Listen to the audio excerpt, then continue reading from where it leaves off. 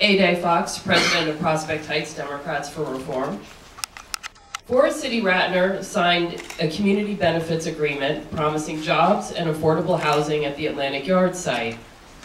Now that the organizations that signed the CBA no longer exist, the community has no representative at the table. What are you going to do as mayor to make sure that these promises are kept?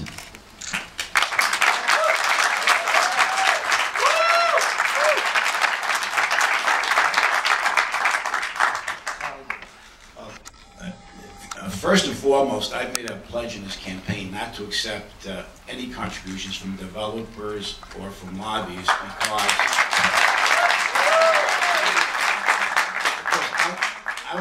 I'm not anti-development. I want to make decisions on the merits, I want to make sure that all of these entities, whether it be Atlantic Yards, Forest Radnor, and some corporations we give huge tax breaks to promise to create jobs in the city, actually follow up on those things. And if they don't, we're going to take some strong action.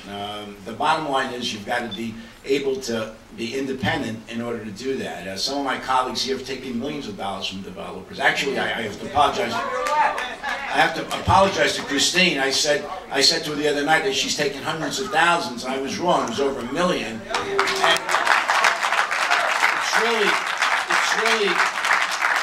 it's really Bill de Blasio who's taken a couple of $100,000. I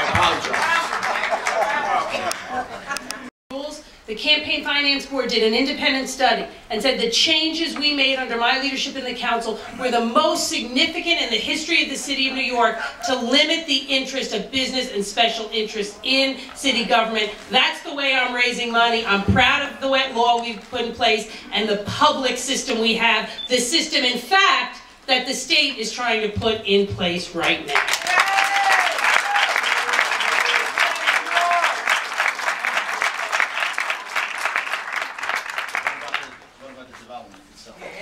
Is that your full answer? That was my answer to the rebuttal. Do I get an answer to the question? Yes, you do. Okay, fair enough. You know, there have been CBAs, community benefit agreements, all across the city. And although many haven't had the unique problem that Forest City Radnors have where the groups don't exist anymore, many of them have the same results in the end, that not everything is followed through on. And that's part of the challenge of how community benefit agreements are structured, in that they're not, they're not part of the land use process and can't be in the charter. So what really needs to happen is to make sure that the elected officials at every level, local and all the way to citywide, are continuing to focus on what was committed to, being in the room with the community and the developer or whoever the other entities are on a regular basis to get reports on where things are happening and being very clear and transparent with the community and the city about where things are at. And the mayor or their representatives needs to be at the table with the community, making sure that the promises that had been made are being delivered on. And that kind of hands-on follow-up is what's clearly needed here and in other places as well.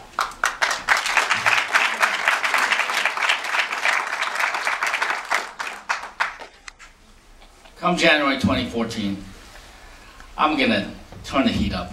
Yeah. I'm really going to turn the heat up on this so-called Atlantic Yards development project. Bruce and his team have been to my office. They've tried to explain to me what it is that they're doing that is so great for Brooklyn and the city of New York. I've patiently listened, but at the end of every meeting, the questions are simple. It's been a decade. People have been kicked out of their homes. Promises of jobs and affordable housing have been mentioned to no avail today because we don't see any housing. We see some popcorn vendor jobs that are available to local residents. And yet, where is the housing? Where is the jobs? After hundreds of millions of dollars of city, state, and MTA subsidies, whether it be through outright tax breaks or capital commitments, after a decade, all we have is a stadium. It's a beautiful stadium, don't get me wrong. But was it worth all of that public subsidy that was surrendered? The answer so far is absolutely not.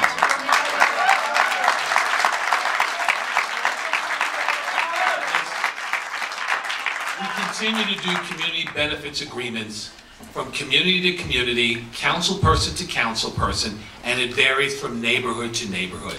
We need to put this in place across the city of New York, so promises of employment, promises of, what about minority businesses that need to, that should be a part of these agreements. We need to institutionalize this across the city, so it shouldn't be from one neighborhood to another. It should be part of a normal agreement. And as you look at development projects across the city, we're giving them, here's a development project to one major developer. Sometimes it works, sometimes it doesn't. If you look at something like Battery Park City and other developments like that, where you've done staged development with multiple developers that build in good times and bad times, and you hold each of them responsible as you move along, that's a better way of doing development. It gives communities opportunity, it gives them a full voice, and it's not up to the organization that's no longer there to be able to monitor and have a seat at the table. City Hall needs to take ownership. The mayor needs to take ownership of a lot of this and make sure it occurs and that there's fairness and equity across the board. Well, let's be real about the fact that a mayor has immense power to create discipline when it comes to the development community.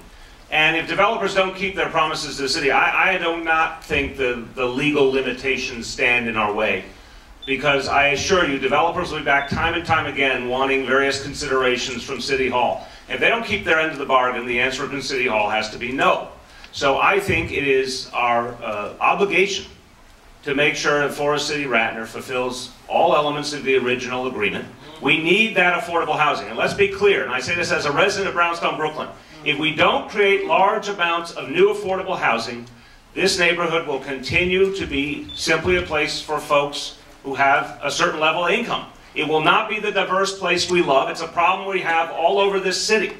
And as gentrification has proceeded, and gentrification is obviously a multifaceted reality. It's not all good, it's not all bad. But one reality is we end up with an economically less diverse community, which is why we must make sure that affordable housing is built at that site.